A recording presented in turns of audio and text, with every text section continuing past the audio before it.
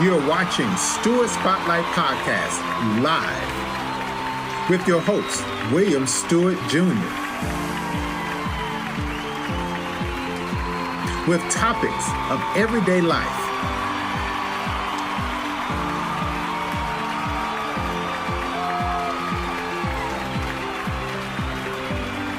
Tune in every Friday at 9 p.m.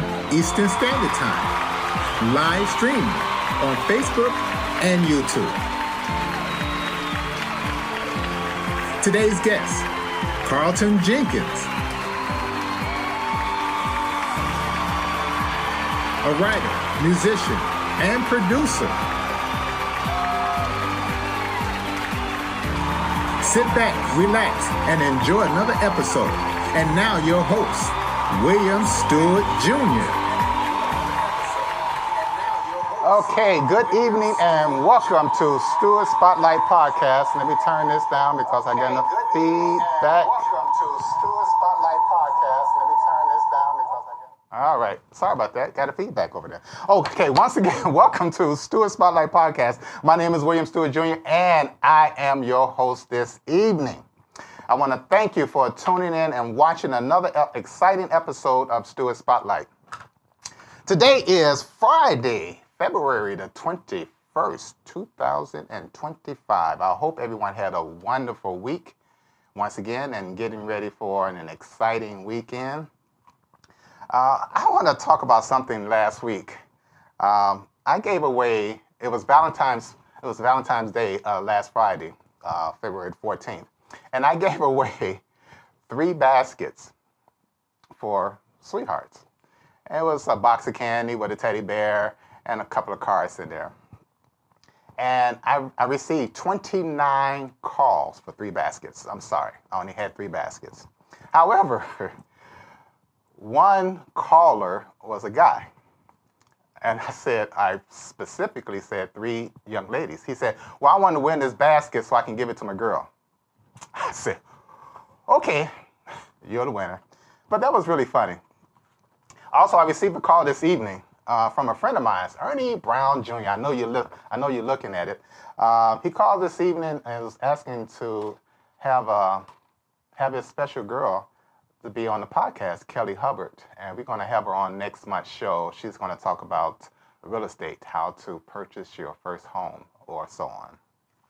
I do have a question. And I need some feedback. Why do people take advantage of you and get upset when you call them out? Something's wrong with this whole picture. A person get upset because you call them out on their lies. So I need your feedback. Give me a call at 888-552-1944 and leave a message on there. Give me some feedback on that. What you think about that? Also, now you know it is that time, and I have this special. Where is that? I have a special. So, someone talking in my ear. Okay, I need your support. I need you to like, subscribe, share, and make sure you turn on your notification bell. So therefore, every time you hear your notification bell, therefore you will be notified that we're live on Stewart Spotlight. And make sure you leave a comment in the comment area, so therefore we can get some feedback of how you're enjoying the show and things of that nature. I'm not going to prolong this. We're going to have a little break. And after this break, we're going to come back with my guest, Carlton Jenkins. We'll be right back after this break. Oh, freedom. Oh, freedom. Oh, freedom over me.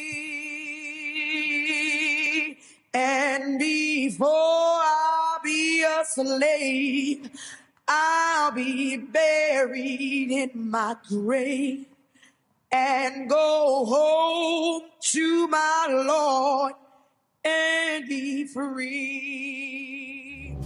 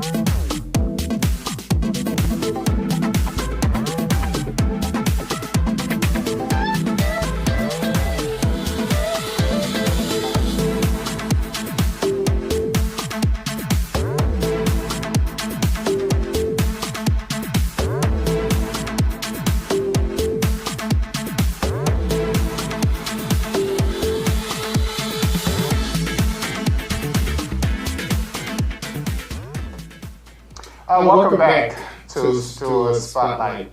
My name is William Stewart Jr. Before we get started, my guest today is Carlton Jenkins, a musician, a producer, a songwriter, created his own independent recording label. Without further ado, let's welcome to the show, Carlton Jenkins. Welcome to the show, Carlton. Mr. Stewart, happy to be on Stewart Spotlight tonight. How you doing today? Doing great. It was a long day. You know, it's cold outside, so you know. I could imagine. You know, but hey, happy to be here. No, it was a great day though. Okay, how is your family doing? Family's doing good. Family's doing good. How's your son? My son is doing great. My son is doing great. Yep, just spend some time with him. Well, one of my sons, today's his birthday. Turned 18 years old today. Oh, wow. Yeah, so celebrating him and all of that good stuff. So I'm not going to prolong you too long because I know you still want to celebrate your son's 18th year birthday. But anyway, how many siblings are there in your family? So it's just my brother. Now, to be honest, my father had other kids, which are my siblings too. You know, but growing up, it was mainly just my brother and I. Oh, okay. Now, for the viewers, yes. For the viewers, Carl Jenkins is the brother of Charles Jenkins, who was the pastor of Fellowship. It's a kinship. Kinship. Go ahead. Give us a thing. Go ahead. Give us a thing. You know, I can't do it like the founder or my brother, right? But no, it's definitely Fellowship Missionary Baptist Church, right? The historic Fellowship Missionary Baptist Church, founded by Reverend Clay. And Reverend Clay Evans had preached there for over 50 years, I believe. Absolutely, yes, right. sir. So, yes, sir. And the current pastor is Reginald Sharp Jr. Okay, great. Yes, sir. Carlton, you've been married since 2016. You got 6 kids. Yes. And when did this music started? What age? What work? Was this forced on you, or you just? You know, I believe that it was I guess a natural gift. You know, I didn't realize it, you know, but it was just, music was always something that I just, you know, ran to. You know, my mom put us in piano lessons at an early age. Like, I had to be maybe like 5 years old. And, you know, just giving us something to do. So it was an escape. It was an opportunity to, you know, learn something different, but then also, you know, just engage and, you know, and fall in love with the melodies and the tones and all of that good stuff. So my favorite thing was to listen to the radio all the time. Okay. You know, so, you know, Whitney Houston was my all-time favorite artist. And love to hear her sing, just love, you know, music, period. So, you know, so at a very young age, you know, again, with my mom putting us around music and then just my natural love for it. And yeah, man, it's just been a special near and dear escape for me. Okay, so that started at the age of 5. Yes, sir. And you started and you continue from that all the way up. Yeah, continue. So to be technically honest, you know, I got a little bored with the piano lessons, you know, so I got more into learning to use my ear. So like I said, we'll go to the radio, would spend, you know, just all day, just listen to the radio. And then I would go to the piano and then I would try to find the tones and every tone that I would hear until I found the chord. And, you know, I would be so excited, like, Mom, look, listen to this. So she would tell me, yeah, but you didn't want to do the lessons that I taught, but you doing this. But she was still proud of me that I was still doing it and pursuing it. So it was a beautiful thing. Okay. So therefore, you taught yourself by sounds. Pretty much, yeah, by ear sounds. So, so how long did that take you? I mean, did you do that for the duration of the? So I mean, it's probably took me some years, obviously. It takes time to be able to build your ear and establish, that whole piece. But yeah, no, it definitely took me some time. But I just stayed at it. Just with anything you put your mind to, anything you're passionate about. Obviously, you'll get better at it. So yeah, it took me a little time, but it's my passion, So I went at it every day. So how were you in school? Were you bad? So that's a different story. Let's get down dirty with it. so I guess I was a little, rambunctious, a little, extra excited, if you will, growing up, and didn't make all the best decisions, but but my mom, again, fantastic mom who stayed on my brother and I, put it, like I said, music, karate, football, everything, just to make sure that all the energy that I was moving at, that we could keep up with it, with activity. So, I didn't always make the best decisions, and I always didn't, but, hey, you got to learn from that, right? So how often you and your brother got into fights? So, being technically honest, bro and I never fought. Oh, really? Okay. Like, again. How about disagreements? Yeah, no, if he wanted to watch TV, we don't have one TV, so I'm the youngest, I'm the baby, so I know how to cry, to get what I wanted, but, my mom did a very good job of making sure that, we did things together, like early on, like he's 2 years older than I. Mm-hmm. But she would dress us in the same clothes, like same suits, going to church. We would, outfits as we would go out as a family. So we were and still are very, very, very close. Okay. So now going into high school, Yes. Were you still involved in the music, or did you leave from the piano to go into writing or singing, or you just? So as I got more into girls and relationships, I started to write how I felt in song. Okay. So I would take, my little chords that I would learn and, have, and then I would try to write some songs to it. Based on whatever relationship I was in. So it depends on how many relationships you were in. I was a young lover. I always wanted to be in a relationship. Every girl, my mom like, well, pay attention to it. So, but I would use that to, write my songs. They would love it. I would sing, and they would love it. So I'm like, Mama, you don't understand. I'm getting some good attention here. So now, were you in high school? Were you a singer in high school, or you just what did you do? So my voice developed in high school. So that's when I started to find, that I had a voice. So again, listening to Whitney Houston and how her vibrato and tone was, and Joe and a couple of other artists, and I would David Hollister for sure. I would listen, to their tones and try my best to mimic, and then, man, as I got, into those spaces, I started doing talent shows. A lot of people, voted me most talented out of, the school, and it became a really big thing. So at that point in high school, you was doing a lot of writing yourself, because you was writing to the girls of how you was feeling. So now, when did you start singing after that, after you started writing? So when did you ever go into talking with a recording artist? Sure. So when did that start? So to be honest, when I went to college, it was, again, more singing, more music, more opportunities. And at that time, I was like trying to be an artist, doing the whole photo shoots, studio all the time, locking with other producers, going to showcases. I think when American Idol started out in my city, it was a thing called Tampa Bay Idol. Okay. And I was living in Florida at the time.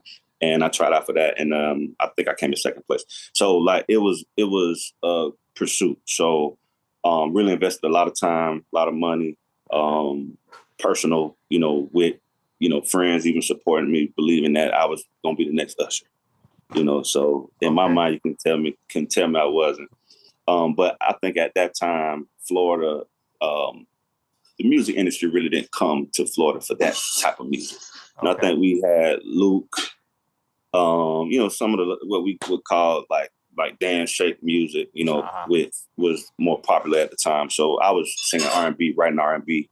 And, I just, I should have, if I could go back, I probably would have traveled more, probably went to Atlanta, probably went to New York with the music that I recorded. So it was a lot of great music, very popular in Tampa, but just, So now when you were in Florida, did you moved from Florida to Chicago? I did. So now did you notice that the music industry was totally different from Florida and Chicago? Totally different. Totally. So go ahead, I'm sorry. No, so therefore, did your career start in Chicago versus Florida? So I'll say it like this. In Tampa, I made a name, but it was more on the local side, right? Okay. When I moved to Chicago, it was totally different. Like Florida, I was mainly doing R&B music. Okay. But when I moved to Chicago, it was gospel. Mm-hmm. So again, when I moved to Chicago, my brother was the pastor of fellowship. Mm-hmm. So, out of love, and again, I graduated from the University of South Florida in Tampa. And with my degree, bro was like, got to get a job, which obviously I moved to Chicago with my family, had to have a job. So it just made sense for me to work in the media ministry at the church. So it was, my brother's the pastor of the church. So, and, I'll be working at the church. So it became 5 to 6 to maybe sometimes 7 days a week, in ministry. Wow.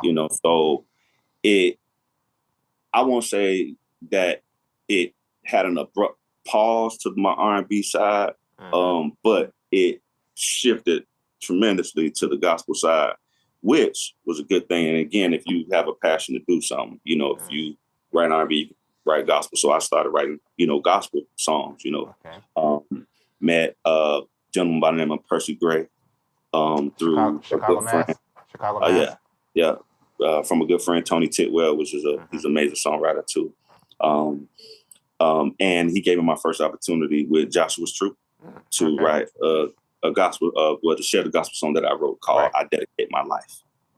So that was my song. That song was my commitment to my new environment, and with me inviting, God closer in, and with me my brother, and with me also still sharing, my love for music, and my love for, writing and, just being that musician. So now as being in the media ministry at the church, what did you do? So I had the opportunity to upgrade the ministry from cassette tapes. And again, I'm sharing my age, cassette tape to CDs and DVDs. Okay. Which again, technology is as it's quickly moving now, right? Like it was, moving back then. So, just, wanting to take the ministry, and my brother wanted to take the ministry just, to a space, catching up with the internet and just making things more available for people. So, I had that opportunity. So now how long did you do that for? So from 2002 until 2009. Okay. And then I shifted into at the church of the youth ministry. So I became the leader of the youth ministry. So how many youth did you have? Every Sunday we probably averaged about 45, 50 youth. Yep. Now, do you see church community? Do you see a big difference between then and now? Oh yeah, of course. And yeah, why? What difference do you see? I'll say that technology,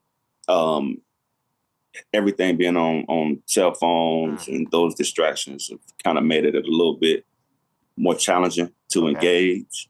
You know what I mean? Because you got so many perspectives on online, social media, that you don't know what to believe, right? So kids, the development stage, so identity, trying to find all of those pieces. So it's worse because there's so much, so I think that it causes us to, in my opinion, should draw a little bit more closer in and Zoom to be able to support our youth a little bit more. So in your career path, Yes. did you do road trips? Oh yeah, absolutely. Yeah. Was it solo or with other different groups? So our main artist under Inspired People was obviously my brother. Like, so he had us everywhere. Like, again, with his amazing song, My God Is Awesome. It, and at the time it was something I believe that was needed, that it took off. So I don't know what city we didn't hit,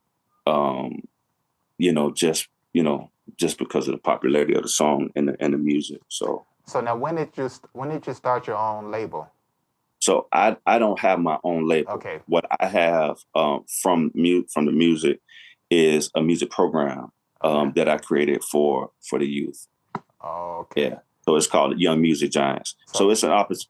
Go ahead. I'm sorry. I was about to say, go ahead and explain that a little bit. Yeah. So again, because of the music business changing, and because it's so many perspectives on how to be successful in the music business, and because our youth are struggling so much, we wanted to give them something that that they could relate to, meet them right where they are. Again, the kids always with earbuds in their ears and, rapping, singing, or doing something.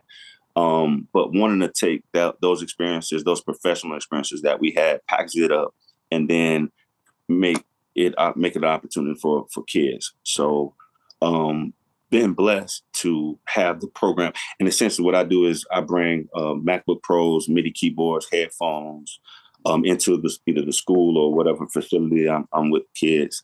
And then we do just teach them how to make beats, teach them, about music business from copywriting to marketing, just pretty much how to be successful in the game. Photo shoots, videos, just want to give them the full experience. They don't have to pay for anything. Just got to maintain. It's free? Sign me up. For the kids. I thought maybe slide this right on in there right quick. Yeah, but it's nothing free, right? So they got to, but for them, they got to maintain positive behavior. Again, no minimal infractions, maintain good attendance, and then grades. You got to maintain. You'll see it better in grades. So to me, it's I wish it was something that I had when I was younger, because again, it's the brotherhood, the community, the relationship. Again, we provide resources for our students, connect them to employment. Because again, the music is one aspect, right. But then outside of the music, you still got to provide for yourself. You got to provide, pertinent things that you need in life. So. And then we also, which is important, everybody want to be the star, be in the middle. But the reality is, in order for that star to be a star, you got to have a great team around you that's helping you make it happen. So we open them up to, what a manager looks like and what a manager does, what a publicist does, the importance of radio, the importance of marketing, the importance of being a camera person, being able to capture and document the process. So, we've been blessed to be able to have the opportunity to share those experiences with kids throughout Chicago. And in St. Charles prison, we had just got a shout out to Amy Williams and New Life partnership to be able to take the equipment and the programming to the prisons, to the juvenile. Wow. Yeah, so it's a blessing. Well, hang on in us right quick. We're going to take a little small break, and we're going to come back with Carlton Jenkins. Hold on, we'll be right back. Appreciate you, sir.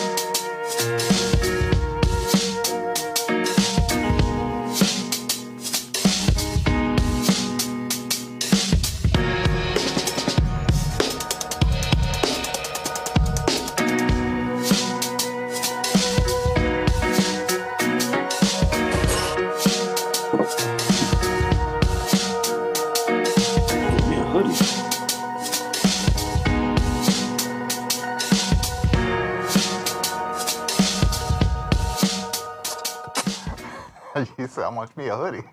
Oh, you heard me? Everybody else heard you too. You was on live. You can always go online and purchase a hoodie. That's a plug. Let's all go online and get us a hoodie. That was pretty good. All right. We're back with Carlton Jenkins, and my name is William Sturgeon. I'm your host. So, Carlton, how many songs have you wrote as a gospel under the label? So, I've landed maybe about 6 songs. 6 songs on it? Yeah, about 6 songs. So now, is this with your brother?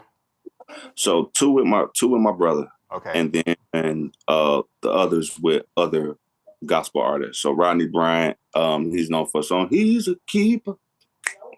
Yes, he is. Okay. Now, I didn't write that song. Okay. That's not alone. That's right. But I wrote the lead single for his next project. It was entitled Change of Seasons. Okay. Yeah. So, yeah. And then for a number of other gospel artists. Okay, so tell us a little bit about how difficult is the recording nowadays? I know it's very competitive because of the technology versus streaming and purchasing a CD. Give us a little history about that. So I think it's much easier now because of technology. From streaming part. What? So you saying how I'm sorry, can you ask the question one more time? So let me ask you a question. So is it easier to purchase a recording CD versus streaming? You can download. How does that work? So the streaming is definitely easy. You can go to YouTube. You can go everywhere. Everybody's streaming. iTunes. I mean, Apple Music, right? But how do you get paid if everybody can just go to YouTube and all those other sources? So that's the problem. Yeah. So that's the problem. So you still get what do they call it? A report, quarterly report of how many plays you get. Okay. But the problem is it's a formula that they put together to calculate how much cents you get per stream, and it's a very, very, very small amount. Oh, okay. So back then when you would sell CDs, the stat rate was 9.1 cents, right? So it's the formula they had for that, but it was 9.1 cents times how many albums that you sold, right? Wow. In the day, albums or selling like $20, $10. So again, much more of a heyday. So it's better just to go and do tours to get more money. So now tours, absolutely, you got to do tours because that's where your money is. Streaming, you're not going to get any money, and obviously, many of the record companies that's still they're still alive and still going. They want a percentage of what they invest into their artists. So in many cases they take from that. Okay. Or they maybe put you in a 360 deal, which takes from everything that you have from merchandise and all the way down to rights. Okay. So now give us some closing statements of your career. How does your career impact your kids? So experiences, exposure, with me getting the exposure, they got a chance to, experience the exposure too. I feel that the more you see, the more you experience, the more your mind could, you can reach for those things, and then you can, reach even further and take it even further. So again, I just want to give props to my brother, for, answering his call, because again, him being a songwriter, pastor, and again, him being a pastor, I wouldn't be in Chicago if it weren't for him, accepting his call. So, so it's a beautiful thing for all of us, for our family, for our mom. Again, we're from St. Petersburg, Florida, small city in Florida. Grew up single parent. My dad died at a very young age. He was 47 when he passed away of stomach cancer. So I was 7 years old. My brother was 9, 10. So, for us, it was challenging, for my mom, she really had to, do a lot to to raise 2 boys, and make sure that we, we're strong and zeroed in on, our passions and things that will lead us to success. So, so the legacy continues, as I have the big family, and they get the opportunity to, see me in action. The program Young Music Giants that I created, it was motivation started with them. My son that turned 18 years old today, I shot the first video, which was a promo video for Young Music Giants of, me teaching him how to, create beats. And it was just me just capturing it. But I used it as, it's promo because, again, he caught it, and, as you can understand as a dad, it makes me feel proud to see him taking on, something constructive and, and it's part of, what our legacy is. So is that the only son that's following in your footsteps? So I have another son that's older, and he's super gifted as well. Okay. Sing, dance, like it's just in our genes, okay. So okay. I'm super proud of him too. His name is Carlton too. So okay. Yep. So I'm proud of. So what major projects do you guys got coming on down the road in the future? What's coming out? So still music. Okay. And I could brag on my brother. Because the industry is kind of, kind of been a little bit more on the independent side. Bro's kind of shifting more of taking the music space. So he's coming out with some amazing music under our record label, Inspired People, coming out very soon. So please stay tuned for that. And with Young Music Giants, we're in the process of expanding to more locations.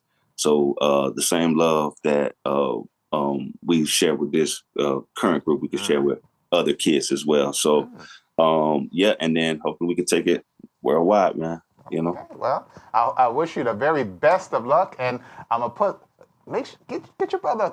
Tell him come on Spotlight. Let's talk about his career and his path. Because it's a couple of songs he sung that I really like, but I still like. For whatever reason, I still like "What a Fellowship." What a. Oh yeah. I was trying to play it, but I can't play it for whatever reason. Yeah, we got that on our first album, The Best of Both Worlds. We made that a part of the medley on the first album. So, that was Clay Evans, his theme song. Yes, sir. Yes, so, okay, Carlton Jenkins, thank you for coming on Stewart Spotlight. And can I shout? Sure. I want to shout my wife out. Oh, sure. Leslie Jenkins, thank you so much for love and support always, and all my kids. Man, Carlton, Kiera, Michael, Malia, Christopher, and Maya. And my mama. Love you, Mom. Thumbs up. Feel free to come back on anytime. Make sure you tell your brother I'm looking for him. Absolutely. All right. Thank you for the opportunity. No, have a nice weekend. All right. Blessings and love. All right. Bye. Thank you. All right. That was Carlton from Chicago, recording artist, composer, and things of that nature. I want to thank him for coming on. Now we're going to be pushing to get his brother, Charles Jenkins, online. I don't see Mr. Lee Jones on today, so we're going to go straight into the closing of it. But, I always say I'm going to have a Bible verse at the end of every show. Today's Bible verse comes from 1 John 4:8. God is love. Let that marinate a little bit. God is love. Okay, with that being said, I want to thank you guys for watching, and make sure you tune in. Make sure you give us a call on that 888-552-1944 to give me some feedback on what you think of that question I had earlier today. And everybody have a nice weekend. Be safe. Until next week, God bless.